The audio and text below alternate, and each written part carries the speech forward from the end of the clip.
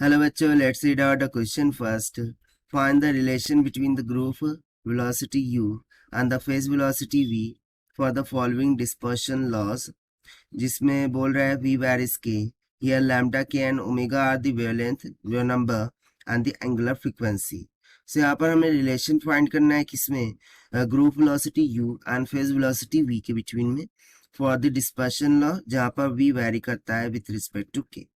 ठीक है, जहां पर के वेव नंबर है और वी तो ऑब्वियसली यहाँ पर बोला है क्या है, फेज वेलोसिटी है. तो चलिए देख लेते हैं हम इसको सॉल्यूशन से.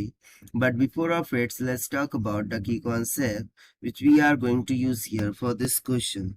So as we know that v is equals to क्या होता है, c by omega का स्क्वायर. ये एक फॉर्मूला हम यहाँ पर यूज करने वाले हैं. And the second formula is set to be v is equals to omega by k. इस फॉर्मूले का भी हम यहाँ पर यूज करेंगे.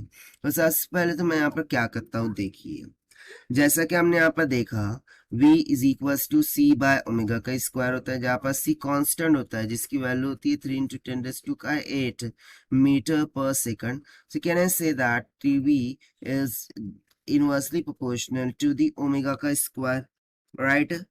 सो यहाँ से यदि मैं जैसे कि हम जानते हैं v इज इक्वल्स टू क्या होता है, ओमेगा बाय के. सो इसको यहाँ सब्स्टिट्यूट करूँ, सो मुझे क्या मिल जाएगा, omega square into omega, that will be omega का cube. This is equals to C into के बराबर.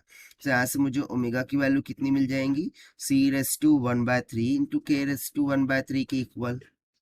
ठीक है, but as we know that, since we know that कि जो ओमेगा बाय के होता है इसकी वैल्यू हम सी बाय ओमेगा स्क्वायर इस तरीके से सब्स्टिट्यूट कर सकते हैं.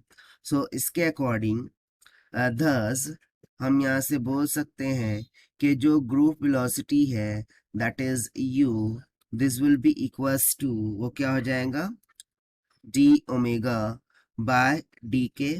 सो इट विल कम्स आउट, इसको डिफरेंशिएट करेंगे.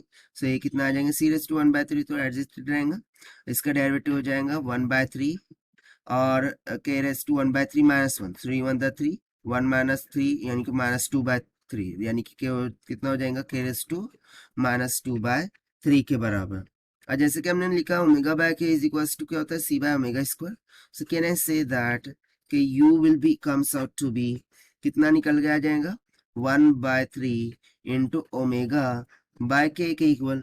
बट ओमेगा बाय के देखिए यहाँ पर क्या है, v के बराबर है, राइट. सो मुझे यहाँ से रिलेशन मिल जाएगा group velocity and phase velocity में, that is u will be equals to 1/3 times of v के.